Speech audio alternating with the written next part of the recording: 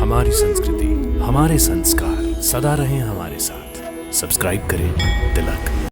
ये क्या महामंत्री, लेने वाले कम नहीं हुए और देने वाले का हाथ रुकने लगा। जिसकी आशंका थी वही हुआ। लगता है कोष खाली हो गया है महाराज। नहीं महामंत्री, आपकी शंका आशंका को दया, धर्म, दान दक्षिणा के शुभ कार्य में बाधा डालने की आज्ञा नहीं है।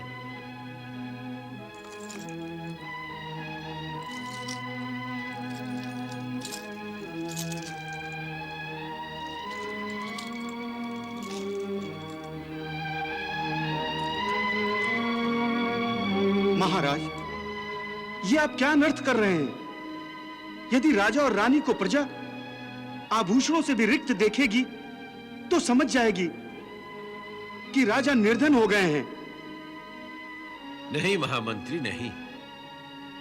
जिन भक्तों पर माता महालक्ष्मी की कृपा हो, वो भला निर्धन कैसे हो सकते हैं?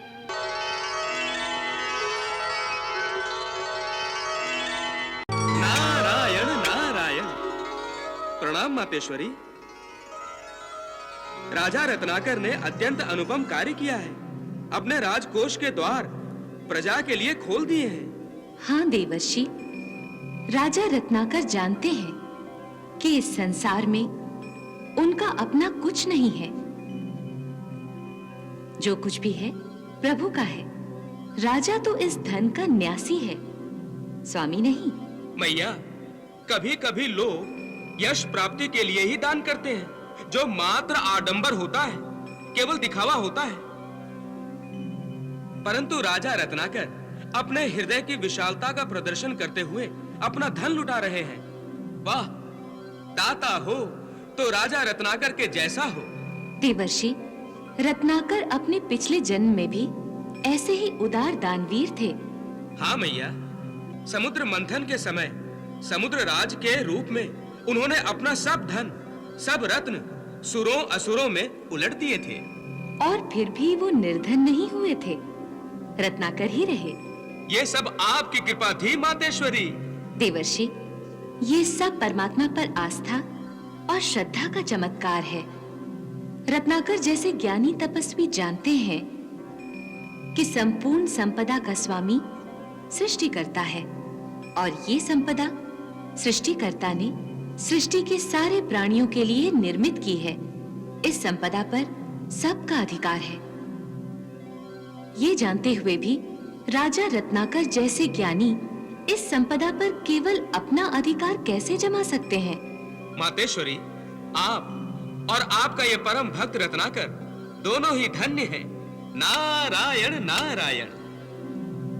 प्रणाम माता।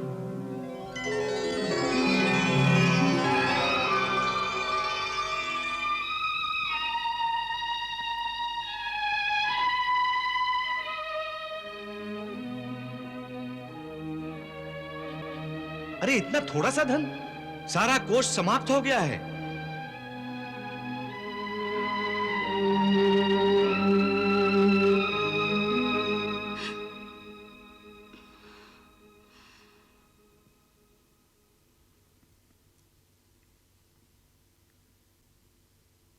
ये क्या महामंत्री, लेने वाले कम नहीं हुए और देने वाले का हाथ रुकने लगा। जिसकी आशंका थी वही हुआ। लगता है कोष खाली हो गया है महाराज। नहीं महामंत्री, आपकी शंका आशंका को दया, धर्म, दान दक्षिणा के शुभ कार्य में बाधा डालने की आज्ञा नहीं है।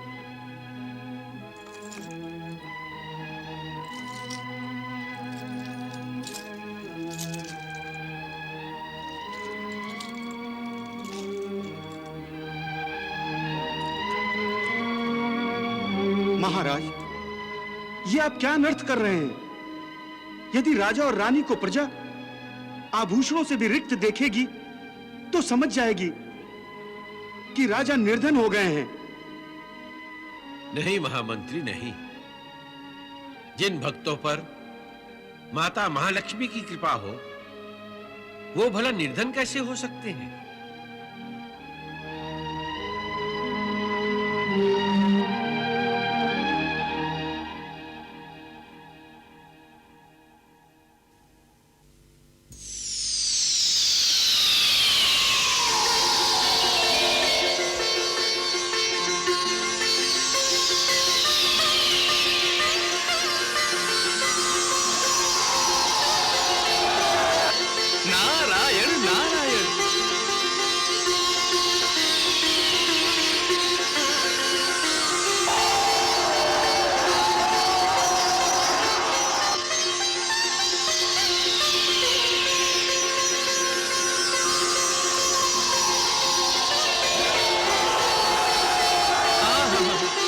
माता की कृपा है।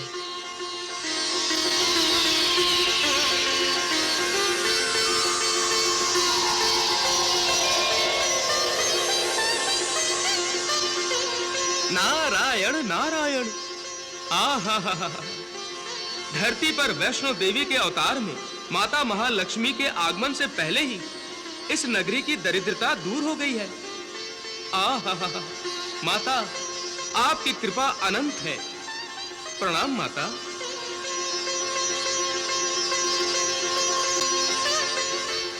महाराज चमत्कार हो गया, महाराज चमत्कार हो गया। क्या हुआ दासी? कोषागार जो खाली हो गया था वो फिर हीरे मोतियों से भर गया।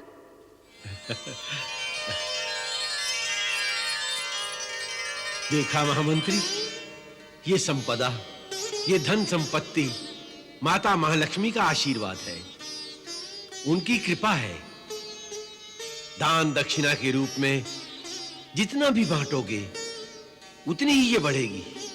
हाँ महाराज, मुझसे भूल हो गई। मैंने माता महालक्ष्मी पर अविश्वास प्रकट किया।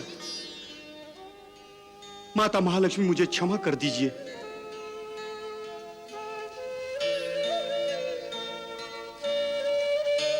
नारायण नारायण नारायण नारायण।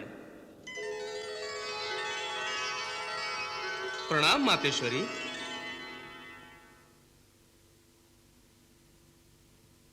देवर्षि, आप बड़े प्रसन्न दिखाई दे रहे हैं। कहां से भ्रमण करके आ रहे हैं? राजा रत्नाकर की नगरी से। आहा, आपकी कृपा से नगरी तो स्वर्ग में बदल गई है। आप सचमुच भक्त वत्सला हैं मैया। रत्नाकर की नगरी के दर्शन करके मुझे तो ऐसा प्रतीत हुआ कि मैं किसी महान तीर्थ स्थान की यात्रा कर रहा हूं। आप कहना क्या चाहते हैं देवर्षि? मैया, मैं ये कहना चाहता हूं कि जिस पावन स्थान पर आप वैष्णो देवी का अवतार लेना चाहती हैं, वो स्थान तो महान तीर्थ स्थान ही बनेगा ना। और हाँ मैया, यह स्थान तो आपके प्रस्थान के लिए एकदम उचित हो गया है। ना कोई दरिद्र है और ना ही कोई दीन। संपूर्ण नगरी संपन्न हो गई है। जहां आप प्रस्थान करती हैं, वहां से दरिद्रता कोसों दूर भाग जाती है। इसलिए मेरे विचार से अब रत्नाकर की नगरी ही नहीं, समय भी आपके अवतार लेने के लिए उचित हो गया है मैया। आपका कथन भी उचित है देवर्षि। नारायण नारायण।